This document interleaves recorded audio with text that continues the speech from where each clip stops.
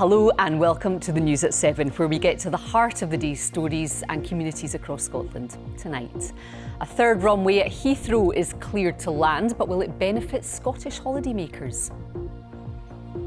The family of a cyclist killed by a lorry in Glasgow wants safer streets for bikes. We meet a Scottish nurse who helped save the life of a 3-year-old girl shot in Gaza. And coming up later in the programme, Stornoway rockers Peat and Diesel tell us about playing the biggest gig of their lives. And in the sport, it is a huge night here at Villa Park. I'll be live as Celtic take on Aston Villa in the Champions League. Hello, I'm Laura McKeever. Welcome to News at 7.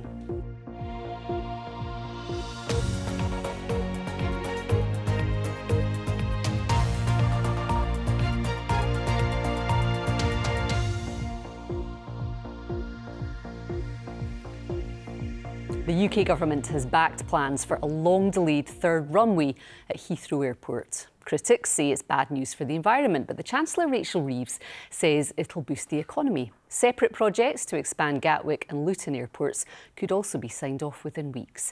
Now, it may be some years before any of this becomes reality, but I asked the travel journalist Simon Calder if it was potentially good news for Scottish business and holidaymakers.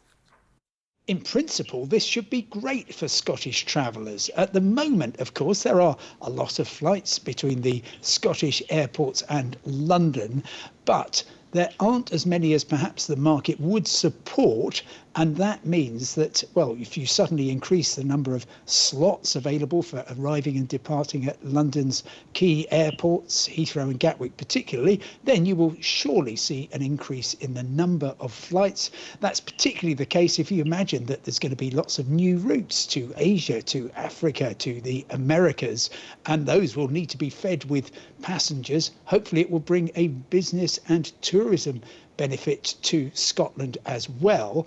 And on top of that, you're going to get better resilience.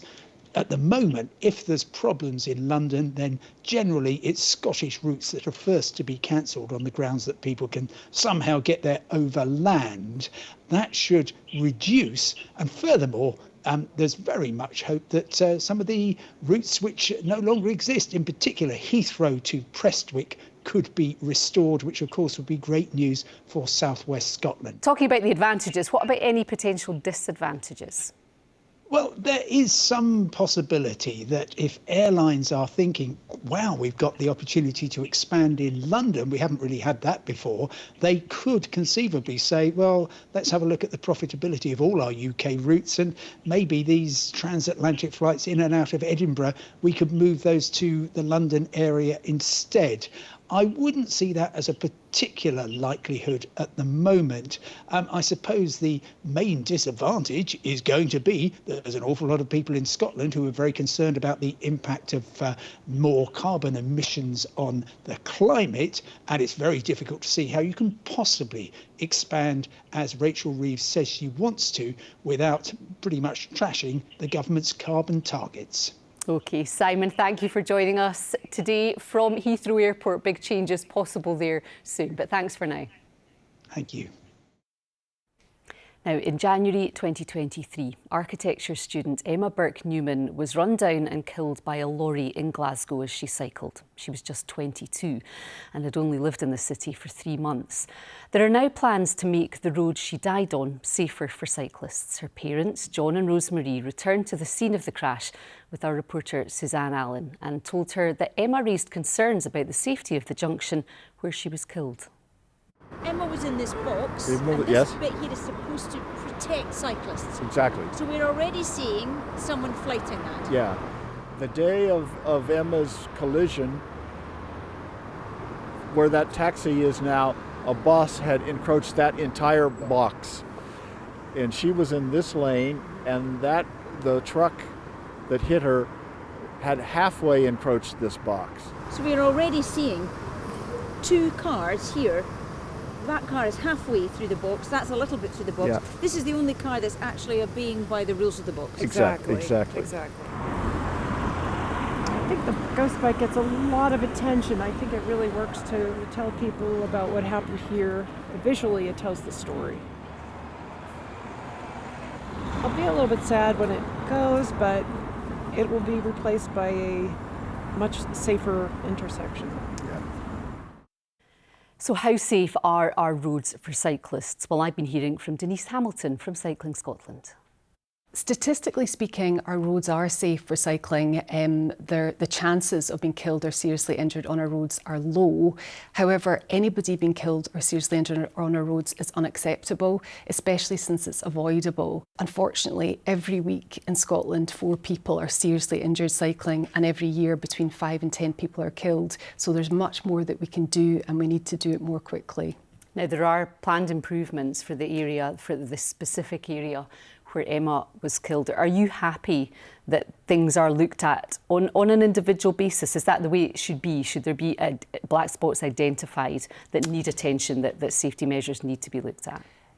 Certainly, it's important to look at the evidence that's there, but essentially we could prevent these in advance. It doesn't have to wait until somebody is killed at a particular point before we look at that. So the biggest priority for safe cycling is getting a network of dedicated cycle lanes that are separated from road traffic. That's fundamentally the number one thing. But the other thing, there are many things we can do to improve driver behaviour, because ultimately you're always going to have a bit of interaction between people cycling and people driving. And there's a lot we can do to change driver behaviour. Number one is removing the most dangerous drivers from our roads. Longer sentencing should be given to people when they are doing the most dangerous driving. And I'm talking about, it's sometimes named as the fatal 5, but behaviours like excessive speeding or driving under the influence of drink or drugs, things that are taking a risk for their own lives, for other people's lives. We have the opportunity to change that and to remove those drivers from our roads, so we really need to take it. Denise, thank you so much. Really good to hear from you tonight. Thanks for coming in. No problem, thanks. OK, let's get a roundup now of the stories making the BBC News app in Scotland. And up to 390 inmates will be released from prison early from next month as the government tries to cut the population of Scotland's jails. Domestic abusers and sex offenders won't be eligible. Motorists in Glasgow will now face a £100 fine for parking on pavements. The new rules are intended to protect pedestrians from being forced to walk on the road. And a fatal accident inquiry into a train derailment in which 3 men died could last around 12 weeks. The incident near Stonehaven in Aberdeenshire happened in 2020. And for more on all of these stories, you can scan the QR code there in the screen for you now. It'll take you to the BBC Scotland News app, and there's plenty more there for you, including a police warning about a spate of scams targeting people in the Western Isles. Now, one of the many challenges facing aid workers trying to help civilians injured and displaced by the war in Gaza is providing healthcare. Well, Scottish nurse David Anderson has been among those trying to make a difference. As part of the UK Med charity, alongside the Foreign, Commonwealth and Development Office, David helped set up field hospitals in Gaza. He's been awarded an OBE for his work. I asked him what an average day looked like in a war zone. So there's quite often mass casualty incidents. So what that means is you'll see people with traumatic amputations. You'll see people coming in who have unfortunately been caught in crossfire, where they've had 40mm bullets that have gone through their chests or into their abdomen. So there are significant injuries which are experienced by people who are unfortunately caught in conflict worldwide. But this, as in Gaza, it was fairly traumatic stuff. And you were involved in helping to save the life of a 3-year-old girl who had a bullet lodged in her neck.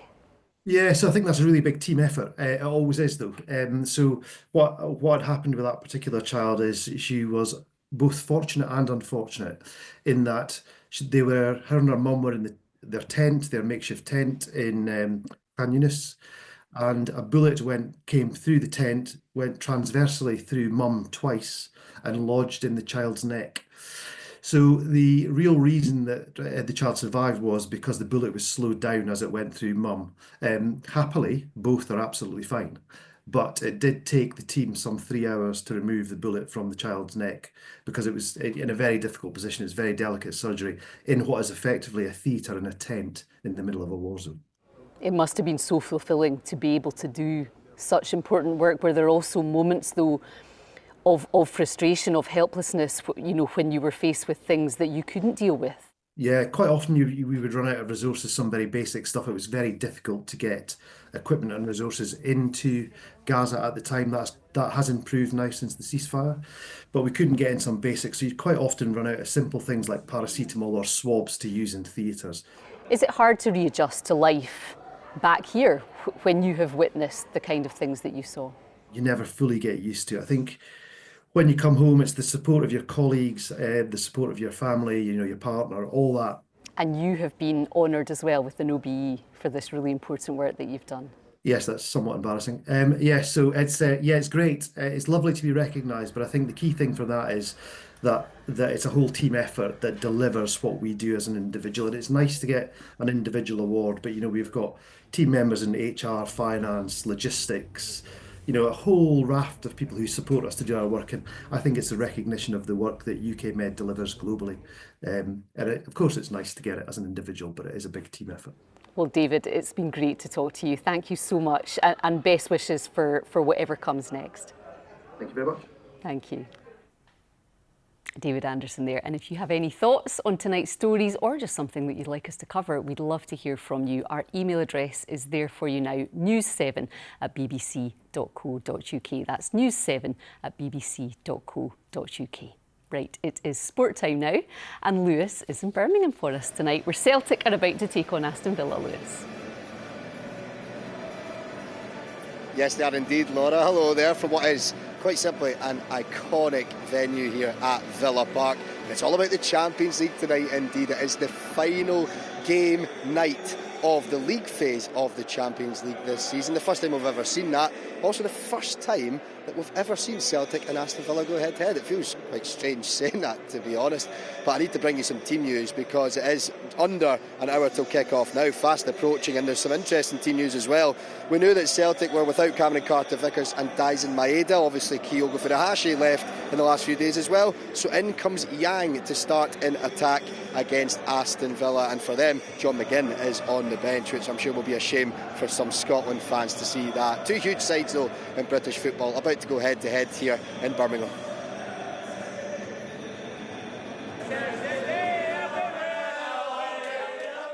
There's been plenty to sing and shout about for Celtic fans this season, and if results go their way tonight, they'll have even more cause for celebration. Turn up, get a good shot. Well, that's why we're here, that's why we're on the next round. We're getting good shots. If we even get a goal, we'll be cheering. My friend who's an Aston Villa fan, but also a Celtic fan. I've covered both though, look. I've covered both. It's good to see some of the names we're looking to bring in. Hopefully someday we can bring back Johnny Hayes, but we'll wait till then. The feel-good spirit is high in the camp too. Through to the next stage of the Champions League already, flying high at the top of the Premiership, and signings that have excited fans. But the hard work never stops for manager Brendan Rodgers. You want to come and play in these great arenas against fantastic teams, and for us, the players will get the opportunity to do that. And between now and the end of the market, we hope that we can reinforce the squad and keep the squad improving.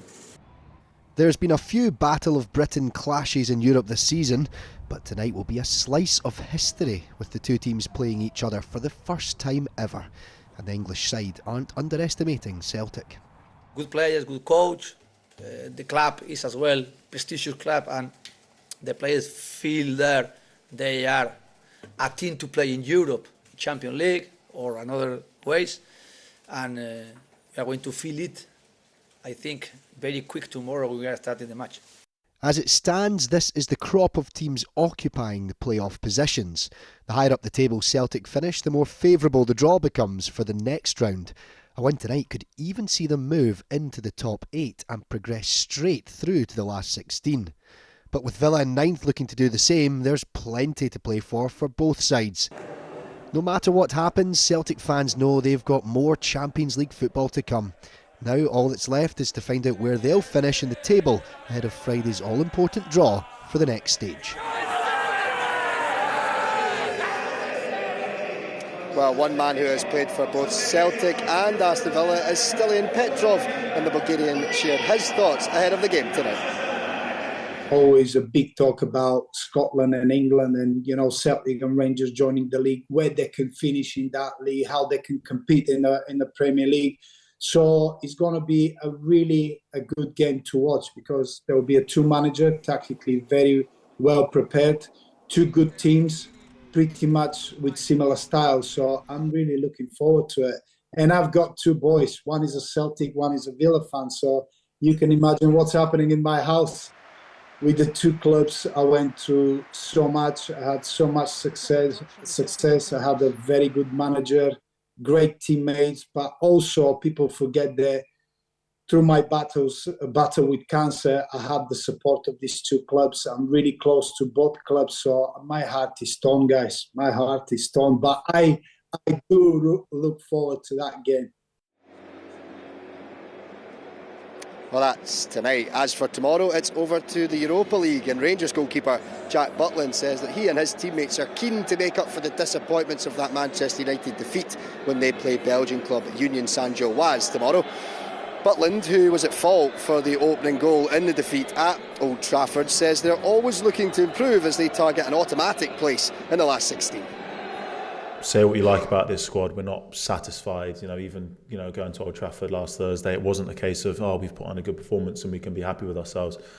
In the days after, you look back at it and the things you do right, but in the moment you're gutted that you haven't got the result and one that we deserved. So I think that shows where the mentality is of the squad. I think that's the desire. That is where the feelings are. But we have to keep bringing it, and we have to do that tomorrow. Well, it's going to be nearly impossible to keep up to speed with all the football on tonight, but you can head to the BBC Sport website to do that. There's a live text page you can follow from this game here tonight. There's also live commentary on Sports Sound, and even better than that too, there are highlights as well over on BBC One later on Match of the Day at 20 to 11, so you can see all the action too. But from here at Villa Park, that's all from Sport, Laura. Lewis, thank you, and enjoy the game. Now, the Emirates Arena in Glasgow may be one of Scotland's biggest venues, but it's just been filled to the rafters by a band from one of the country's smallest towns. Stornoway rockers Peat and Diesel sat down with Hazel Martin to tell her about being part of Celtic Connections and finding a new audience beyond the Western Isles. We're the P and the D from Stornoway town. We're in a hired van that better not break down. Go and pour yourself a little brandy, take it to the Yardie and give it laldy. Go and pour yourself a little brandy, take it to the Yardie and give it laldy. Go and pour yourself a little brandy, give it laldy. We didn't really think many other people other than the ones at home would get it. So that's where we were like, that's pretty safe anyway. So that'll only be a couple of hundred people. But it's kind of transpired that hundreds of thousands of people have realised what it's about now. So 1 minute your day's normal, you might be at home, being at work, and then next thing you're heading off to play to thousands of people, and people back home, they don't even know you've gone away to play at all these people. And then next thing you come back and they're like, oh, we saw you on the telly last night or whatever. But yeah, it's nuts. It's like you lead two different lives. Do you think people at home are unfazed by it? We're kind of such a kind of small community. Everybody knows everybody, and yeah, they don't bat an eyelid at home. But like, you could be at home in a shop and you'll know the people serving you in the shop, and they'll be like looking at you funny, and you're like, what? And they'll be like, there's fans behind you standing all wearing Peat and Diesel, and they're all waving, and you look behind, there's all these tourists, and you're like, oh. And then the tourists come up the counter and they're like, I can't believe Peat and Diesel actually come into the shop. What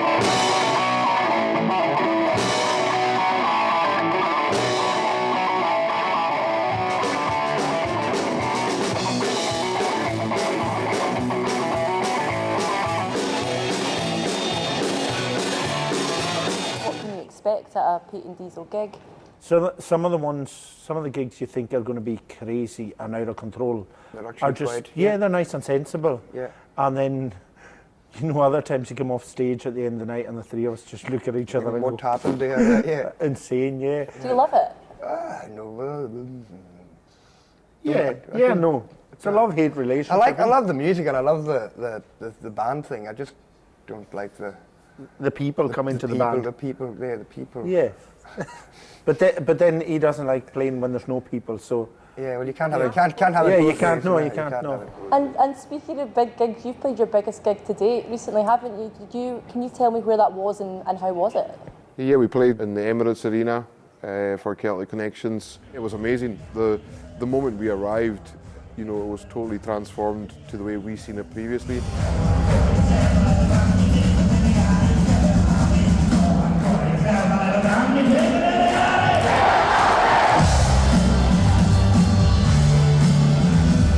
The gig went amazing, and yeah, it's hopefully opened the door for the Emirates to do more. You know, it's a venue that lies dormant for a lot of the time. How important is it to bring that Western Isles representation to the festival? The Celtic Connections, like, I always looked on it as being like the top professional musicians from all over the world.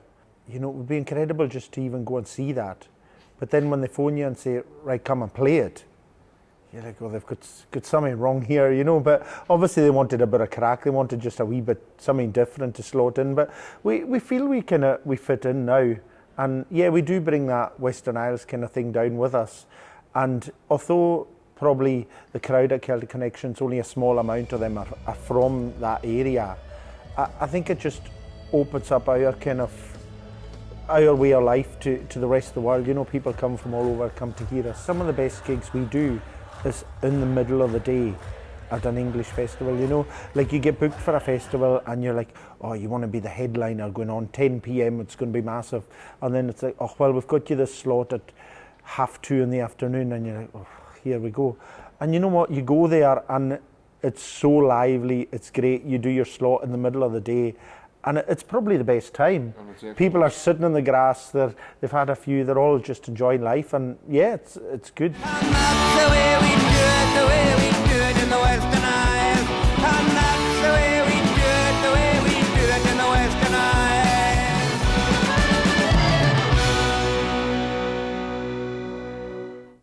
Well, from Lewis to Shetland now. Up Helly Aa reached its fiery climax last night. Europe's biggest fire festival saw nearly 1,000 men and women march through Lerwick, celebrating their Norse ancestry, before setting fire to a replica Viking longship. Pip Murrison sent this report from Shetland. Shetland sets the night ablaze at Europe's biggest fire festival. On the last Tuesday of January, the UK's most northerly isles celebrate their Norse heritage. Leading 1,000 modern-day Vikings through the streets of Lerwick is the Gaza Jarl. Well, Helly Aa is such a great community event, and it marks the end of that winter period. I think something I'll probably never ever forget is standing in that galley with all the geysers around, the flaming torches, and there's so few people that's been so fortunate enough to be able to do that. It's total once in a lifetime, and I'll never forget. This is where the festival reaches its fiery climax. The ashes of the galley will be offered up to the gods of Valhalla for another year. Visitors have travelled from around the world to the hottest event in Lerwick. I travelled from Copenhagen because I find the Viking age very interesting, and this is the only place where they really celebrate it. Even though it's cold and wet and rainy, it's still worth it. I have dreamed of seeing this for many years. But the party isn't over, as there's still 10 more fire festivals to come before the season is extinguished for another year. Pip Murrison, reporting Scotland. Well, speaking of Vikings, one of Scotland's few remaining fishing sailboats is about to hit the seas again. Yoles, which can be traced back to Viking times, were used around the country's coastal waters for centuries, but they disappeared almost entirely by the end of the Second World War. A preservation project in Eyemouth is now restoring one of the ships, as David Knox reports. Age-old skills are on the curriculum here in this Eyemouth boatyard. They're working on an old lady of the sea, repairing nearly a century of seafaring. This is an extremely rare Stroma Yole. It's based on a Viking raiding boat, but this was used for transporting livestock across the Pentland Firth. That is, until a bull put its hoof through the hull and wrecked it. After that, the damage was too great. B was abandoned and left to rot on the shore. Some of the pupils from the school have been coming in helping take some of the rough paint off here. Eventually we will repaint the work. All the history and detail that went into making Bee is now being revealed as a new generation learns the ancient art of how she was built. This project gives the opportunity for people to be hands-on with traditional materials, traditional hand tools and learning skills that are transferable not just to boats like this, but onto other projects across their working lives. It's an opportunity to engage them also with the heritage of this boat.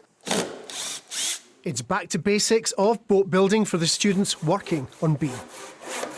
We've had like a deep look into the boat and everything, and we've seen the engine and all that, and hopefully in the future we'll be able to take that engine out and maybe replace it with something new. I've done stuff with the boat itself, with the sanding and a bit of the painting, and I've done a few things up at the front with the wood, with a piece of rotten wood, trying to get that fixed. There are many more hours of graft still to be put in, but there is no doubt here that this old yole will set sail once again sometime soon. David Knox, reporting Scotland, Eyemouth. And wider projects involving stonemasonry and plastering on historical buildings in and around Eyemouth are planned on the back of the success of restoring Bee. Right, let's take a look at the weather now. Callum is here for us, and it's definitely blue sky day today, isn't it? Yes, I've got the sky blue suit on, Laura, and the You're blending in. Yes, that's right. The weather watchers have been out in force. Claire was out taking a picture of lovely blue skies in Glasgow. I wouldn't take a wee dip in that water, it'd be awfully chilly. Also, there was a good breeze blowing, so the wind farms will be happy. And knocking on the door were a few showers. Thanks, Dougie, for that wonderful picture there. And what's happening over the next few days? Well, still set fair on the weather front. Some ridges of high pressure. Aside from this wee potent low that will come into Shetland later tonight and into tomorrow morning, some gales and driving rain. But elsewhere, generally, we'll have certainly a ridge of high pressure building in for tomorrow, affording mostly fair conditions, and it'll feel relatively not bad in that sunshine with light winds. There will be a wee fly in the ointment on Thursday night, a wee front coming in, giving some rain, sleet and upland snow. It'll peter out, and then we see a rebuild of pressure into Friday before knocking on the door this rather ominous looking cold front with some gales for the Hebrides. It won't make much inland penetration on Saturday, mostly fine for most of us. Tonight, an ice warning for parts of the north and northwest, wintry showers falling onto sub-zero terrain.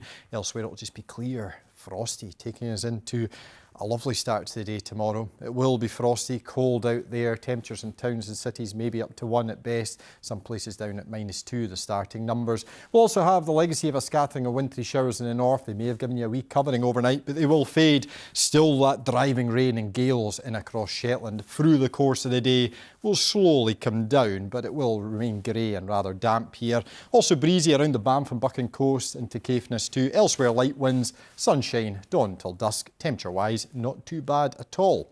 Now, as we push into the weekend itself then, well, Friday, first of all, we'll have, tomorrow night, this front coming, some rain, sleet and upland snow. It peters out, then into Friday. It leaves a legacy of some misty low cloud and across maybe the West Highlands, the southern uplands, perhaps a wee bit drizzle. Sunshine from word go in the northeast, but through the day, brighter skies will develop, sunshine coming through fairly widely. There's the numbers, not bad, 5 to 8 degrees Celsius with light winds. The winds will freshen up the west coast later in the day though, as this front starts to make inroads, bringing some gales to the Hebrides, the risk of some heavy rain, but for much of the mainland, some high level cloud, but mostly dry, fine. Sunday though, it will make inland progress with some patchy rain. It's Laura. When is spring, Callum? That's what I'd like to know. Oh, it will come. Yeah, got some snowdrops there. Yes, snowdrops, yes. Fairly cheery weather. We look forward to it. Thanks, Callum. Thank you. And thank you for being with us once again tonight. You can stay up to date with all of our stories on the BBC News Scotland website and app. I'll be back again tomorrow night at 7. I hope you can join me then. Hope you have a lovely evening. Bye for now.